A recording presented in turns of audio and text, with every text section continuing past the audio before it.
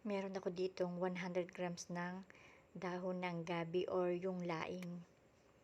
Puro dahon lang ito, pero maganda rin kung may kasamang tangkay, pero walang kasama yan, kaya dahon lang siya ng gabi or laing.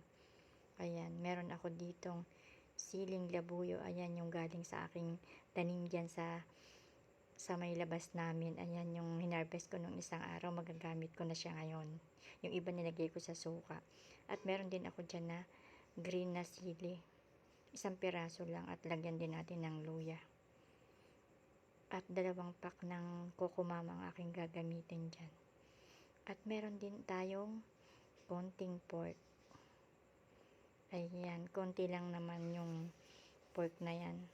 Ayan, gisa na natin yung bawang, sibuyas at luya.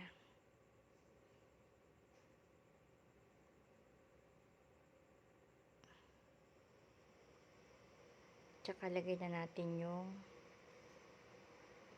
canned tuna.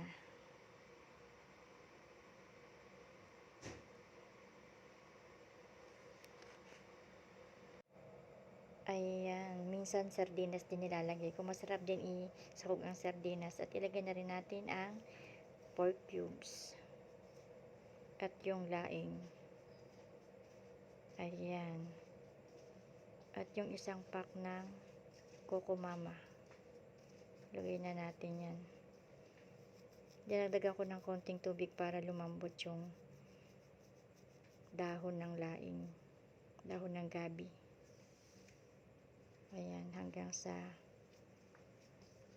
kumonti na yung sabaw.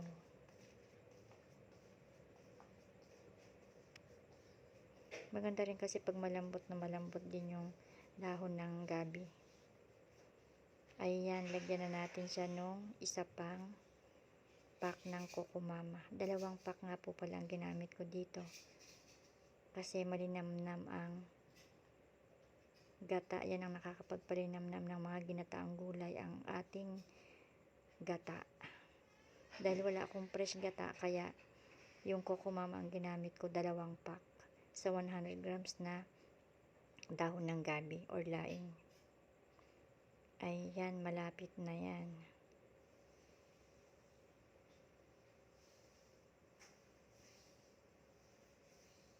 Hintayin na lang natin lumambot ang laing.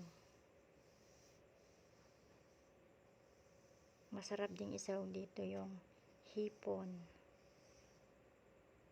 Pero dahil wala ako nun, yalala ko ano yung meron dito sa bahay, yun ang nilalagay ko. Ayan, malapit nang maluto ang aking laing. At ito na nga po, igahin na lang natin ng konti para medyo nagmamantika. Yun po ang masarap talaga sa laing, yung nagmamantika siya.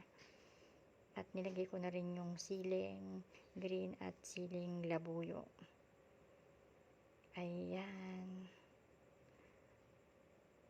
mapaparami na naman tayo sa rice. Only rice ito, sigurado, lalo na pag maanghang.